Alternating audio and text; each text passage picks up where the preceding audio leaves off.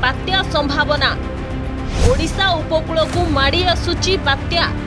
ओडिशा रे प्रबल वर्षा, high alert रे सरकार। द्रुत गति रे भारतीय उपकूल को माड़ी आसुची बात्या।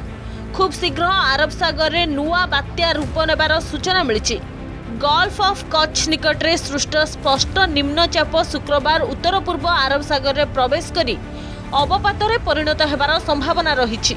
गोटे पटे बंगोपसागर रे अवपात तो अन्य पटे अरब सागर रे गभीर अवपात। समुद्र रे दुईटी लघुचाप सक्रिय रहिता बेले चलित बात्या ऋतु रे अरब सागर रे प्रथम बात्या आशंका रही। आगामी 12 घंटे रे यह बात्या रूप नेबार आशंका रही, जहाँ चलित बात्या ऋतुर प्रथम बात्या हब। भारतीय पाणीपाग विभाग अनुसार आगामी 24 घंटा रे एही निम्नचाप घनीभूत होई एक भीषण बात्या रे परिणत हेबार संभावना रही। भारतीय पाणीपाग विभाग तथ्य अनुसार अरब सागर रे थिबा गभीर अवपात घंटा प्रति 13 किलोमीटर बेगरे पश्चिम उत्तर पश्चिम दिगरे गति करुछि। एहा एबे द्वारका ठारू पश्चिम दक्षिण पश्चिम रे 240 किलोमीटर एवं पोरबंदर ठारू पश्चिम रे 270 किलोमीटर दूर रही।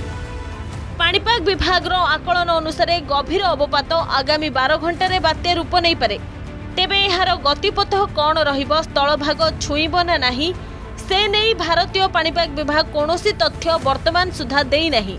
किंतु एहार प्रभाव रे अरब सागर अशांत रहिबो। 4 तारिख रु 6 तारिख पर्यंत पवनर बेग घंटा प्रति 100 रु 110 किलोमीटर रही पारे। एहा द्वारा गुजरात उपकूल सह उत्तर महाराष्ट्र उपकूल रे वर्षा और पवन लागी रहिबो। तेणु 6 तारिख पर्यंत अरब सागर को जीवा पाई मत्स्यजीवी को बारण करा जायछि। सेपटे दक्षिण ओडिशा उपरे सक्रिय थिबा गभीर अवपात दुर्बल होई अवपात रे परिणत होईछि।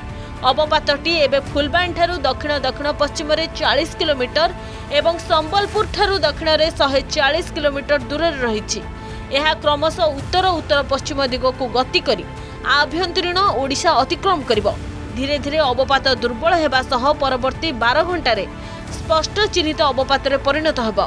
प्रभाव रे शुक्रवार अभ्यंतरीण ओडिशा रे प्रबल वर्षा हेबो। कौनसी बात्या विपद नाही बोली भारतीय पाणीपाग विभाग स्पष्ट करिछि।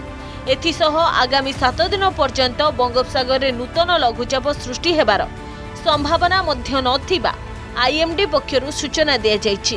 Bureau report, Argus digital.